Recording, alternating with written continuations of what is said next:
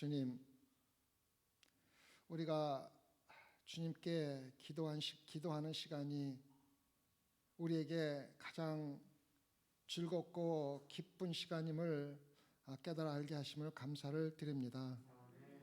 오늘도 당신과 영적인 교제 기도를 통하여서 하기 위해서 새벽 예배에 참석한 당신의 사랑하는 자녀들을 기억해 주시고, 기도하기 전에 나누는 그 말씀 가운데 다시 한번 살아 역사하시는 하나님의 능력을 경험하고, 또 기도를 통하여 우리의 하나님께 바라는 모든 기도가 하나님 보시기에 아름답게 받아들여지고, 또 하나님의 영광을 위해서 하나님이 친히 응답하시는 귀한 기도가 될 수 있게 허락하여 주시옵소서. 오늘 말씀 가운데 저희들의 주시는 하나님의 음성을 들을 수 있는 영적인 길을 열어 주시옵소서. 감사하며 예수님 받들어 기도드렸사옵나이다. 아멘. 요한3서 9장입니다. 내가 두어자를 계획에 썼으나 저희 중에 으뜸되기를 좋아하는 디오드레베가 우리를 접대하지 아니하니, 이러므로 내가 가면 그 행한 일을 잊지 아니하리라. 저가 악한 말로 우리를 망령되이 평론하고도 유익 부족하여 형제들을 접대치도 아니하고 접대하고자 하는 자를 금하여 교회에서 내어 쫓는도다. 요한 3서에는 세 명의 이름이 언급됩니다. 가이오와 오늘 말씀드린 디오드레베와 마지막에 데메드리오입니다.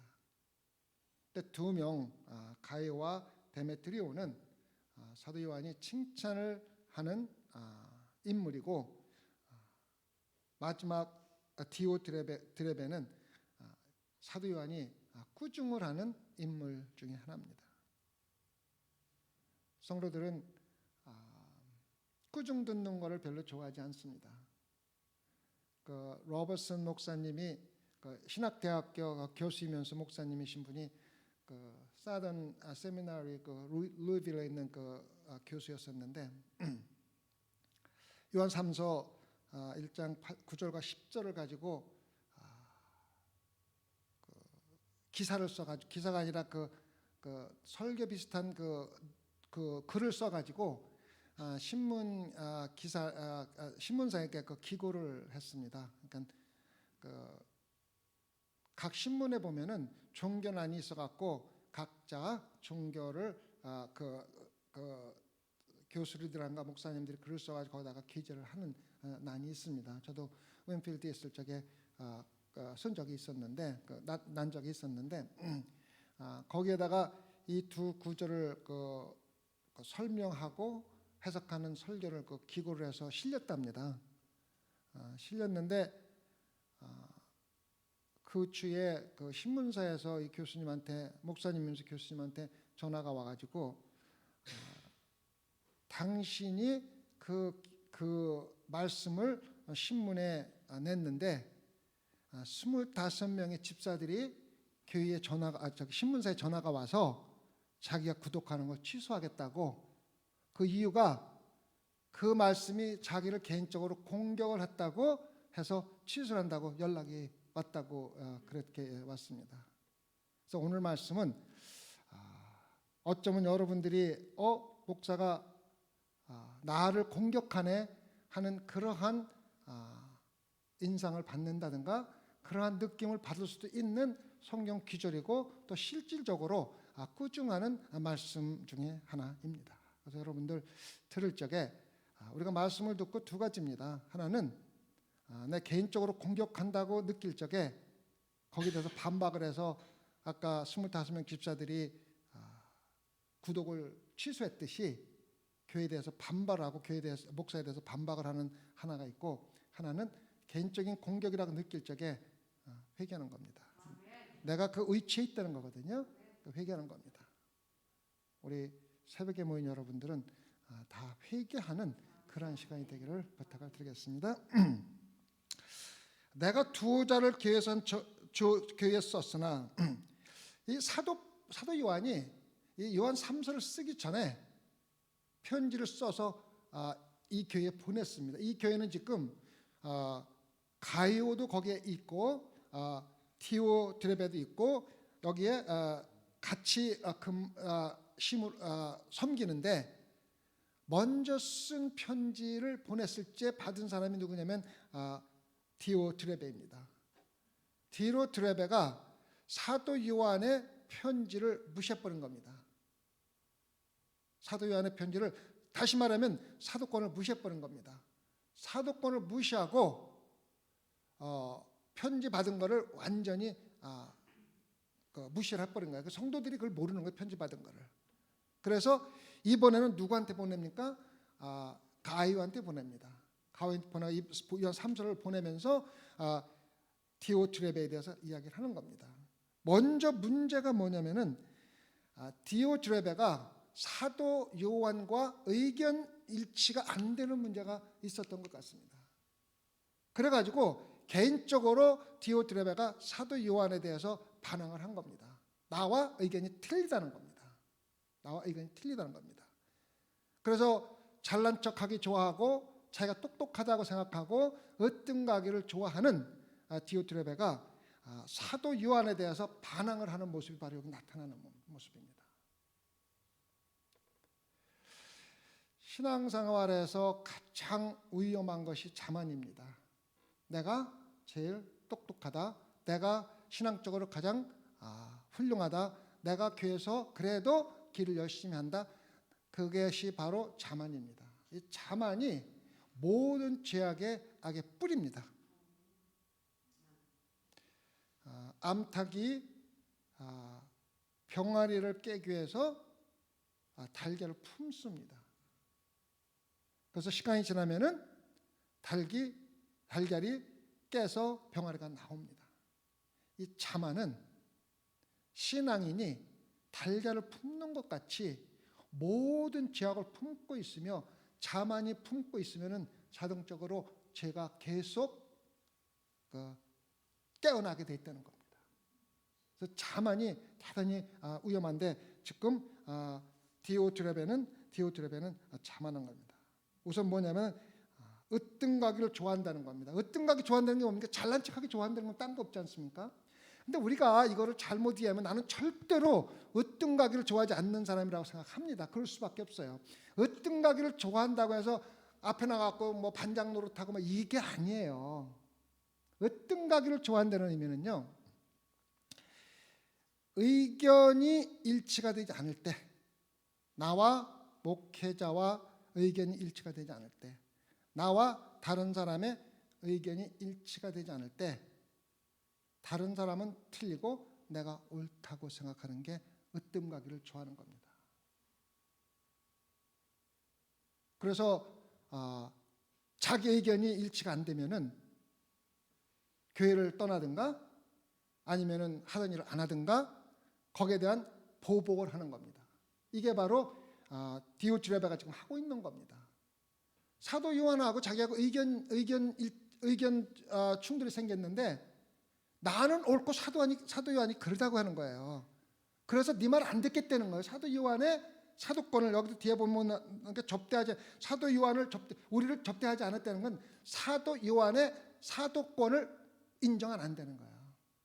대단히 위험한 거예요. 근데 그 원인이 뭐냐면은 사도 요한하고 디오드레베하고 의견 충돌이 생겼는데, 디오드레베가 나는 옳고 당신은 그릅니다라고 이야기하는 겁니다. 대단히 위험한 신앙생활의 표본입니다.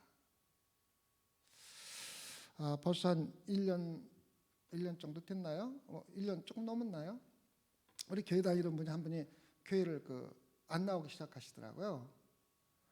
안 나오기 시작하니 돌아다니면서 안 나오는 이유를 설명을 해야 될 거 아니에요. 그러니까 돌아다니면서 설명하는 안 나오는 이유가 바로 이런 겁니다. 목사하고 나하고 의견 일치가 안 됐는데 내가 옳고 목사가 그러다는 겁니다.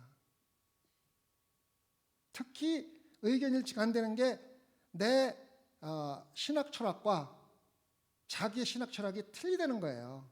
목사의 신학 철학과 자기의 신학 철학이 틀려서 그렇게 안 나간다는 거예요. 근데 여기 계신 분 중에서 그 얘기를 직접 간접적으로 들으신 분도 있어요. 그 말에 여러분들 그 세 가지 아주 치명적인 문제가 있다는 걸 알아야 됩니다. 첫째는 신학과 철학은 함께할 수가 없습니다. 철학은 인간의 생각과 인간의 마음을 공부하는 것이고, 신학은 하나님의 생각과 하나님 말씀을 공부하는 게 신학입니다. 그래서 신학 철학이라는 말은 있을 수도 없고 같이 갈 수가 없어요. 한국에 뭐가 있습니까? 운명 철학관이 있죠. 그게 뭡니까? 점 보는 데. 운명 철학관이 뭡니까? 사람 대화를 통해서, 얼굴을 통해서, 모든 걸 통해 가지고 나 당신은 운명을 점치는 게 운명 철학관이지 않습니까? 그래서 신학과 철학은 함께 할 수가 없는 겁니다. 그래서 신학 철학이 나와 다르다는 얘기는 신학도 이해하지 못하고 철학도 이해하지 못한 제 스타일로 말하면 무식한 소리입니다. 근데 그 얘기를 하고 다녔고 여기 계신 분 중에서도 간접적으로 들으신 분이 있습니다.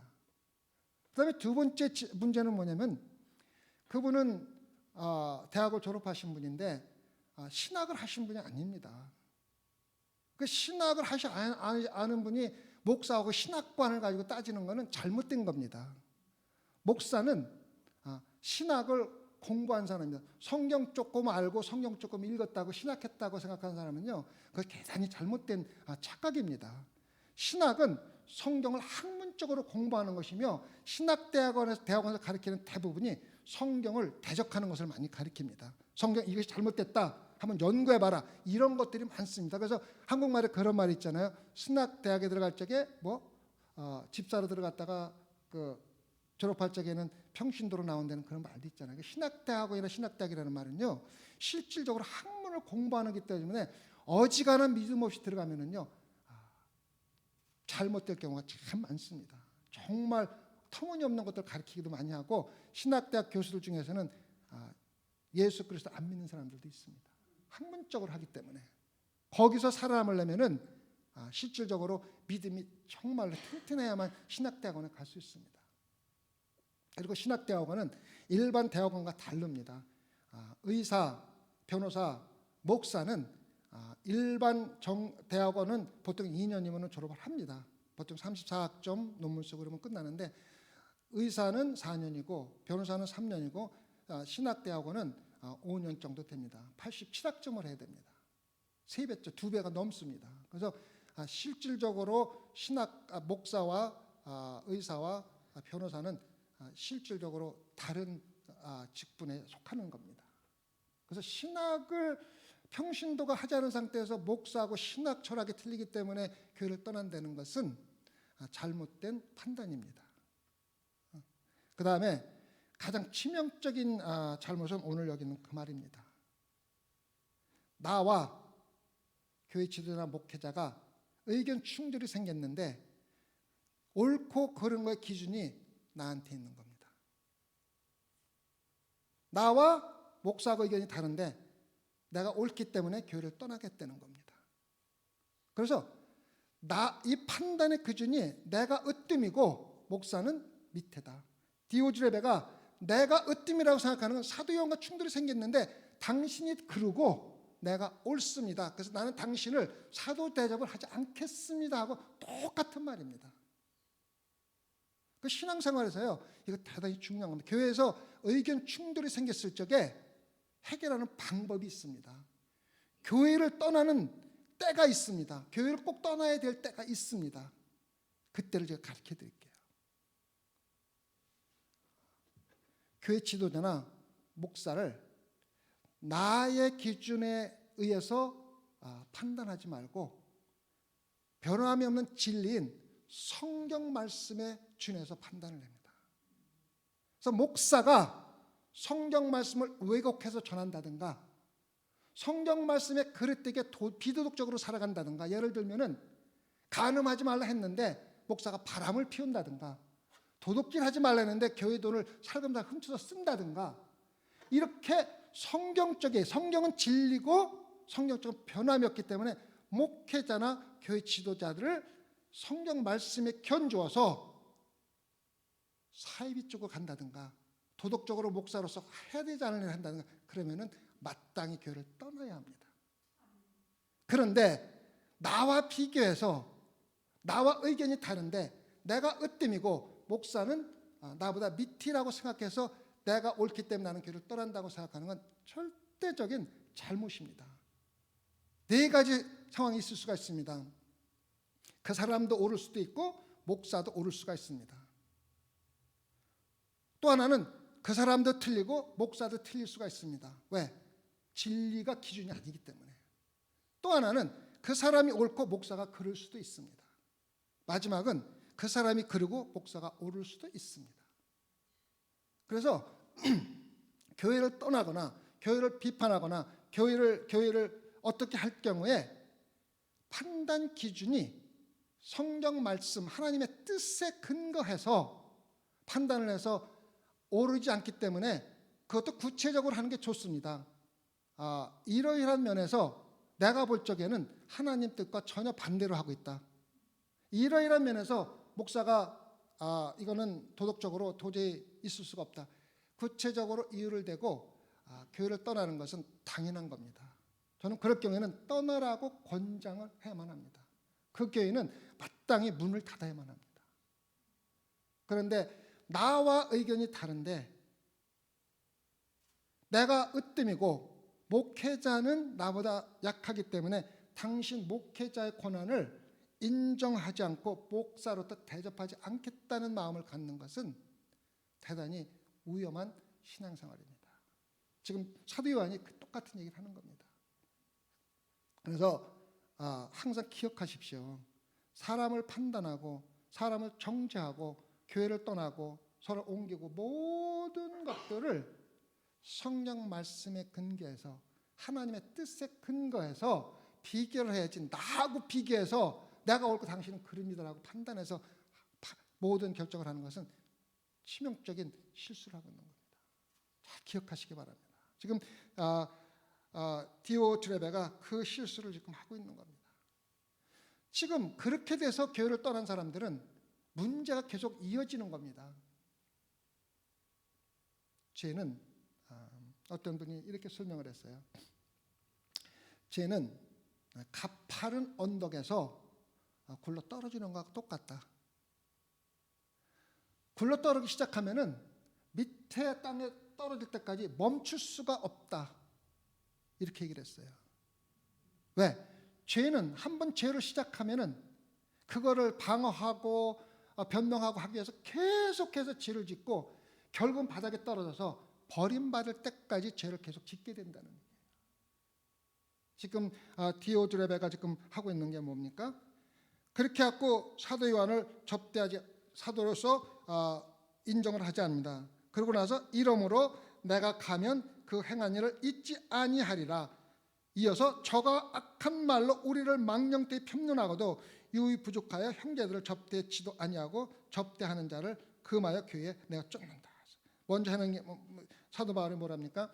내가 반드시 가서 그 사람과 대면을 하겠다는 겁니다. 디오드레베와 사도 요한은 잘 아는 사이입니다. 사도 요한이 이미 가서 설교도 했고 거기서 치료를 하는 거 사도 요한이.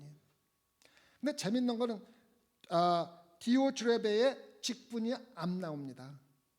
그래서 사도 요한이 대단히 영적인 분별력이 있는 사람입니다. 만약에 디오드레베의 직분이 나와 있다면, 예를 들어 집사다, 무슨 뭐다 이렇게 나온다면은 집사 아닌 사람은 이거는 나한테 하는 말이 아니야라고 생각할 수가 있기 때문에 이 말씀은 모든 성도들에게 적용된다는 것을 인식시켜주기 위해서 직분을 일부러 빼놓고 이야기를 한 겁니다.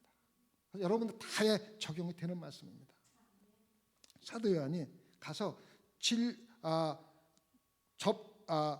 잊지 아니하리라 그럽니다. 잊지 아니하리라. 잊지 아니하리라는 말은 가만두지 않겠다는 얘기예요. 사도 요한이 누굽니까? 사도 요한이요, 사랑의 사도라고 얘기를 합니다. 사랑이 제일 많은 사도 중에 하나입니다. 이 사도 요한 여러분들 우습게 보면 안 됩니다. 사도 요한은 수천 명의 성도들 가운데서 예수 그리스도가 선택한 12 제자 중에 하나고, 그것뿐만 아니라 베드로, 야고보, 요한은 특별히 특별히 3명을 사랑해서 데리고 다녔습니다. 그 다음에 마지막 예수님이 십자가에 돌아가실 때 유일하게 예수님 곁에 있던 사람이 사도 요한뿐입니다. 다 도망가고 사도 요한만 있었습니다. 그래서 사도 요한 보고 예수님 뭐라 그래요? 어머니를 잘 보살피라고 얘기했습니다. 사도 요한 대단한 분입니다. 그리고 우리가 지금 예수 그리스도 재림을 기다리는 요한 계시록을 쓴 사람이 사도 요한입니다. 이러한 사도 요한에게 사도권을 인정을 하지 않는 거야. 그래서 사도 요한이 그렇게 사랑이 많은 분이면서도 화가 난 겁니다. 내가 잊지 아니하는 가서 가만두지 않겠다. 반드시 거기에 대한 훈육과 거기에 대한 대가를 반드시 합당한 통제를 하겠다는 얘기를 합니다. 그 목회를 하면서 제가 느끼는 것은 바로 이겁니다. 제가 한국 목회를 지금 3년 조금 더 했나 아니면 그 정도 했는데, 제가 저도 끊임없이 제 목회하는 것에 대해서 계속 되돌아봅니다. 내가 잘하고 있는 건 무엇이며 못하고 있는 건 무엇이며 어떻게 또 내가 하나님을 더 잘 섬기고 성도들을 더 하나님께 가도록 해야 되는가 끊임없이 저도 생각하고 기도하고 말씀으로 묵상을 많이 합니다. 요즘에는 제가 영적으로 하나님과 대단히 가까워졌습니다. 어려우면 어려울수록 하나님과 가까워지는 게 최고입니다. 다른 거 없습니다. 사람들과 가까워져 봐야 좋을 거 하나도 없습니다. 물론 사랑으로 다 보살피는 거는 다 마땅히 해야 되지만 어려울 때에는 찾을 분 다 하나입니다. 하나님입니다. 그래서 제가 요즘 하나님과 굉장히 가깝게 영적인 교통도 하고 있는데, 제가 목회를 되돌아보면서 가장 큰 실수를 한 것 중에 하나가 너무 지나치게 성도들을 교회를 떠나지 않게 하기 위해서 너무 거기에만 너무 치중했구나 하는 생각을 참 많이 합니다. 잘못됐어. 분명히 내가 잘못하고 상대방이 잘못 알면서도 혹시 내가 그 사람 잘못된 걸 이야기하면은 교회를 떠날까 봐 그냥 내가 잘못했습니다. 미안하고 넘어간 적이 거의 대부분이고, 올바르게 당신이 잘못했습니다라고 말한 적이 거의 없는데, 그게 제가 실수한 것 중에 하나인 것 같습니다. 목회자는 말씀으로 담대하게 가르칠 수 있는 용기가 있어야 됩니다. 사도 요한이 바로 그렇게 한 겁니다. 목회자를 위해서가 아니라 그 사람을 위해서 반드시 그렇게 해주지 않으면 그 사람은 자기가 잘못한 것도 모르고 자기가 잘한 걸로 하고 계속해서 죄 가운데 살 수밖에 없는데, 저는 가능하면은 하나님의 사랑을 잘못 번역했다고 보면 되겠죠, 그죠? 가능하면은 성도들이 교회에 있어서 언젠가는 회개하는 것 같다가 기대를 하는데, 그게 조금 잘못됐다는 생각을 요즘 많이 합니다. 그래서 요즘에는 가능하면은 말씀으로 가르치고 잘못된 거 있을 적에는 우리가 말씀으로 나눌 수 있는 용기도 가져야 되고, 혹시 그 사람이 그 일로 와서 교회를 떠나 하더라도 언젠가 그 사람이 회개하고 돌아올 확률이 더 크지, 여기 남아 있으면서 계속해서 내가 잘못했다 잘했습니다 하고 하는 것은 그 목회의 올바른 길은 아니라는 걸 좀 많이 깨닫습니다. 그래서 제가 앞으로는 조금 바꿔야 되겠다. 잘못된 거 있을 적에는 솔직하게 말씀으로 가르치기도 하고, 또 잘된 게 있으면 칭찬도 하고, 또 그게 성경적입니다. 사도 베드로도 그랬고, 사도 바울도 이름까지 구체적으로 되면서 쫓아내라고까지 한 적이 있습니다. 왜? 그 사람이 교회에 있으면 교회 분열만 생기고 교회에 어려움만 있기 때문에 그렇게 얘기를 한 겁니다. 저도 요즘에 어려운 기간을 통하면서 계속 묵상하고 기도하는 게, 목회자로서 대부분의 목회자들이 특히 월급을 받고 계신 목사님들은 교회에서 문제가 생기면은 어렵습니다. 그래서 가능하면 성도들 비유를 안 거슬려고 좋은 얘기를 많이 하고 꾸준히 말씀을 잘 안 하려고 하는데, 나도 지금까지 그렇게 해왔다면 좀 문제가 있는 목사다. 그런 깨닫기 시작해서 좀 담대하게 잘못된 거, 그거를 갖다가 악한 마음으로 하면 그건 잘못된 거지만은 사랑하는 마음으로 회개하기를 돌아오기를 바라는 마음으로 하는 것은 참으로 좋아하는 겁니다. 우리 잠언 9장 8절 한번 볼까요? 우리 같이 잠언 9장 8절. 잠언 9장 8절.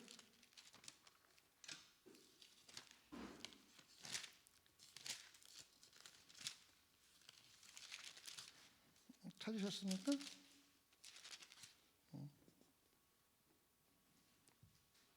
자, 우리 같이 한번 읽어볼까요? 거만한 자를 책망하지 말라. 그가 너를 미워할까 두려우니라. 지혜 있는 자를 책망하라. 그가 너를 사랑하리라. 진짜 신앙생활을 잘하게 할 수 있는 방법은요, 그 사람에게 잘못된 걸 책망을 했을 적에 사랑으로 받아들이느냐, 책망한 자를 도리어 사랑하느냐, 책망한 자를 나쁘게 생각하느냐, 거기에 판단이 되는 겁니다. 만약에 목회자가 우리 양현아 속장님한테 어떤 잘못을 책망했을 적에 지혜 있는 속장이라 그러면은 목사님 감사합니다. 내가 미처 깨닫지 못했던 걸 가르쳐 고맙습니다라고 하고, 만약에 양현아 속장님이 잘못된 거만한 자라 그러면은 지가 뭔데? 왜 나한테 이런 소리해? 이렇게 한다는 거예요.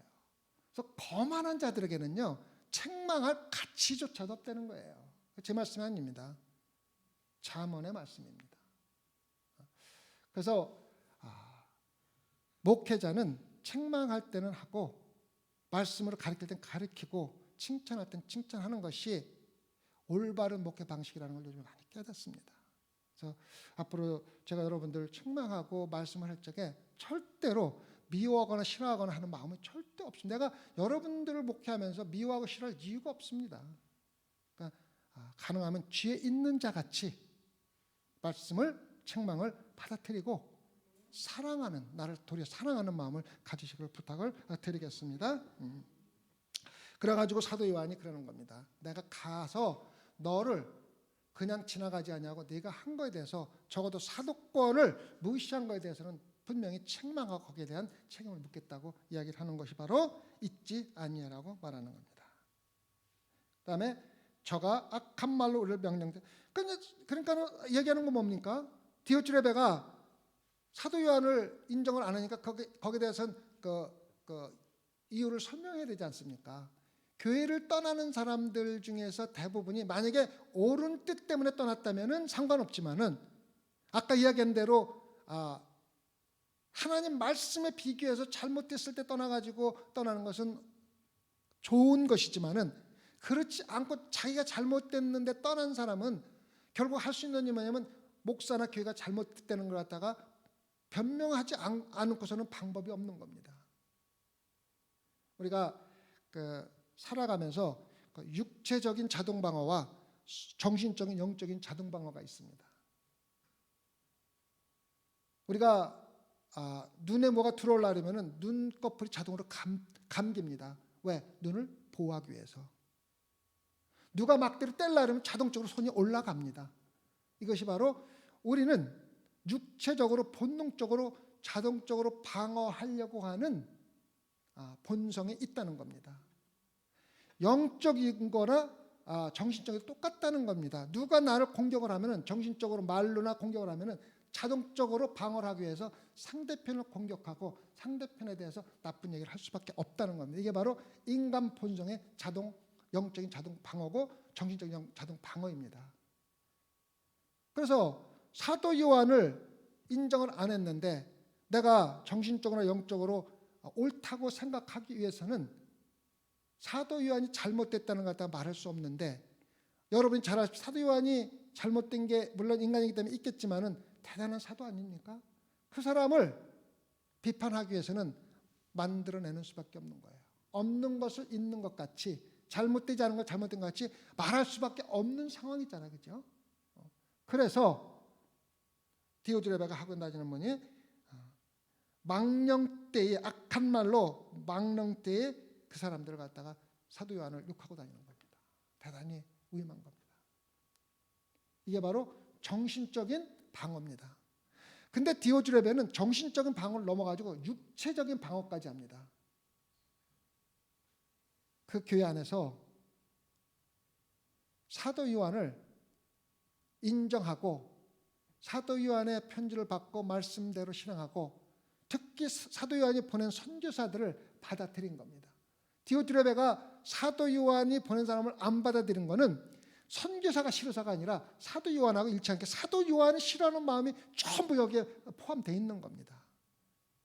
근데 그 중에서 사도 요한이 사도권을 인정하고 다른 사람 디오드레베가 잘못됐다고 하는 사람들이 그 선교사를 받아들이고 그 사람을 대접한 거에 대해서 디오드레베가 이 사람들을 육체적으로 밀어낸 겁니다. 쫓아낸 겁니다. 육체적으로 밀어낸 겁니다. 여기서 보면은 뭐라고 나오냐면은 내어 쫓는다고 나와 있습니다. 내어 쫓는다는 그 원본의 의미는 예수님이 요한복음 2장 15절에 가보면은 예수님이 성전에 들어가 가지고 회초를 가지고 동물을 몰아내고 내가 쫓았다고 되어 있습니다. 똑같은 의미입니다. 그래서 육체적으로 사도 요한을 인정하는 사람들을 디오드레베가 육체적으로 쫓아낸 겁니다.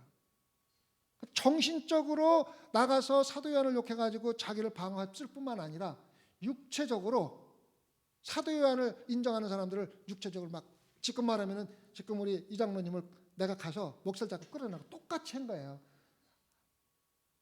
예수 그리스도가 채찍을 가지고 동물을 쫓아냈듯이 사도 요한을 인정하는 사람을 쫓아낸 겁니다. 이 정도로 디오드레베가 교회를 분열시킨 겁니다. 그래서 사도 요한이 그런 겁니다. 내가 가게 되면은 너를 반드시 교회에서 쫓아내겠다. 사도 바울도 그랬어요. 누구누구를 그 교회에서 쫓아내라. 어떤 때는 말이에요. 교회가 분열하는 걸 막기 위해서 우리가 이걸 알아야 돼요. 디오드레베는 한 인간에 불과합니다. 이거를 조종하는 사람이 누군지 아세요? 사탄이에요. 사탄이에요. 이거면 뭐 소용없어요. 이건 사탄입니다. 이건. 사탄은요 교회에서 쫓아내야 돼요. 왜? 교회 전체를 분열시키기 때문에. 그래서 우리는 그걸 갖다 우리는 뭐냐면 영적인 분별자라 그럽니다. 자기가 교회가 싫어서 나갈 수도 있지만은 교회를 악하게 하고 교회를 분열시키는 사탄이 조종하는 사람은 교회에서 쫓아내는 게 많은 사람에게 사랑이 없다. 그 사랑이 굉장히 많은 겁니다. 다른 영적으로 약한 사람을 보호하기 위해서 그 사람들을 쫓아내는 것이 가장 큰 사랑입니다. 맨날 교회에서 쓸데없이 사랑 찾으면서 물론 죄인들 다 와서 회개해야 되는 거지만 사탄들 다 몰아다가 교회가 산으로 가는지 뭘 가는지 교회 지도자들이 다 사탄의 지배를 받아가지고 교회가 뭐 하는지도 모르고 살아가는 교회들 많습니다. 여러분들 이거 굉장히 많아요. 굉장히 많아요. 목사들도 그렇고요. 조심해야 됩니다. 마지막으로 제가 마치면서 여러분들한테 4가지 그 질문을 한번 적어 갖고 왔습니다. 여러분들 한번 생각해 보시고 내 자신을 돌아보는 시간 한번 가지시기 바랍니다. 첫 번째 질문은 내가 교회를 다니는데 내가 교회를 위해서 다니는 건가? 교회가 나를 위해서 다니는 건가? 내가 교회를 필요로 해서 다니는 건가? 이걸 한번 생각해 보세요. 그래서 교회 가면은 내가 요구하는 것이 있어야 됩니다. 찬양대가 좋아야 되고 주일학교가 우리 아들의 절대적으로 잘 맞게 돼 있어야 되고 목회자 설계가 대단히 좋아야 되고 성도들이 나를 잘 대접해야 되고 이러한 이유로 교회 다니는 겁니까? 그래서 그 중에 한 개라도 불만족스러우면은 나는 언제든지 교회를 떠날 준비가 돼 있고 다른 교회 갈 준비가 돼 있고 교회를 대적할 준비가 돼 있다고 생각하고 신앙생활 한번 가면 돼요.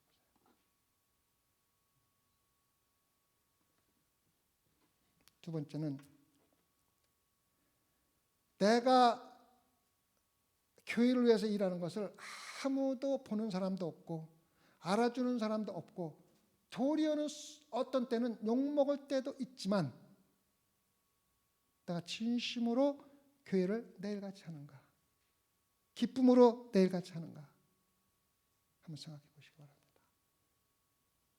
내가 우리 집안 청소하고 우리 마이클 제집사님이 나한테 와서 목사님 수고하셨네. 그 뜻을 듣기 위해서 내 집안 청소를 안 합니다. 더러우니까 하는 거거든요. 여러분들 교회 나와서 나무도 심고 청소도 하고 물도 주는 거 누가 보고 우리 현아 속장님 정말 수고 많으시네 그런 소리 듣기 위해서 하는 거 아닙니다. 하나님을 사랑하고 예수 그리스도를 사랑하기 때문에 하는 거예요. 내가 진실로 그렇게 하고 있는가 확인해 보려는 겁니다. 세 번째는 내가 아까 얘기했지만 누구하고 마찰이 생겼을 적에 나는 항상 옳다고 생각하는가? 내가 으뜸이라고 생각하는가? 아니면 나도 그럴 수도 있다. 내가 잘못될 수 있다고 생각하는가 한번 검토해 보세요. 교회에서 나하고 우리 황 속장님하고 마찰이 생겼을 적에 우리 황기석 속장님 생각에 목사님은 항상 그리고 나는 항상 옳다고만 생각하는가? 아니면 내가 내 자신을 되돌아보면서 나도 그럴 수가 있으니까 목사님도 성경에 의해서 비교를 해보고 나 자신도 목사님하고 비교가 아니라 성경에 의해서 내 자신을 비교했을 적에 정말 옳을 때가 있는가? 그럴 때가 있는가? 그렇게 할 마음의 준비가 돼 있느냐는 겁니다. 무조건 나만 옳다고 생각하지 않는 신앙생활을 하고 있냐는 겁니다.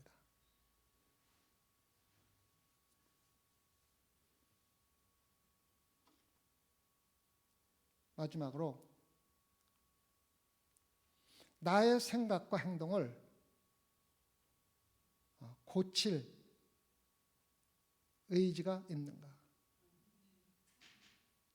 목사나 누가 나한테 잘못된 것을 충고해 줬을 적에 말씀에 따라서 배울 의지가 있는가?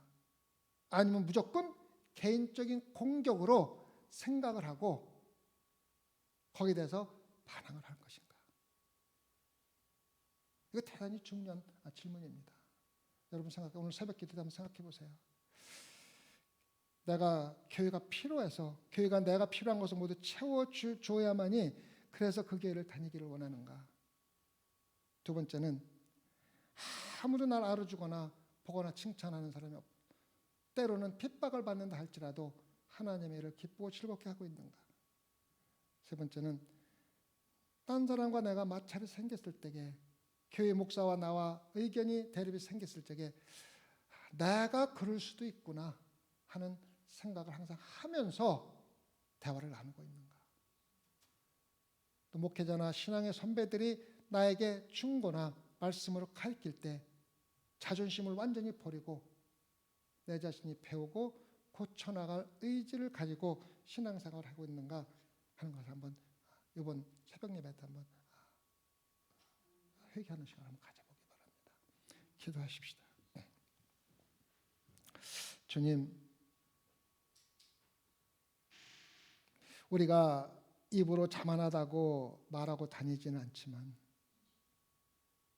항상 문제가 있을 때마다 나는 옳고 다른 사람이 그러다고 생각하는 것은 내가 으뜸이고 판단의 기준이 나에게 있다는 말밖에 할 수가 없으며 그것이 바로 내가 으뜸이 되고자 하는 증거입니다. 주님, 오늘 말씀을 통하여 나에 대한 개인적인 공격으로 받아들이지 아니하고 하나님께서 사도 요한을 통해서 나에게 주는 거룩한 하나님의 말씀으로 받아들이고 내 자신을 되돌아보고 변화할 수 있는 그런 마음을 허락해 주시옵소서. 감사하며 예수님 받들어 기도드렸사옵나이다. 아멘.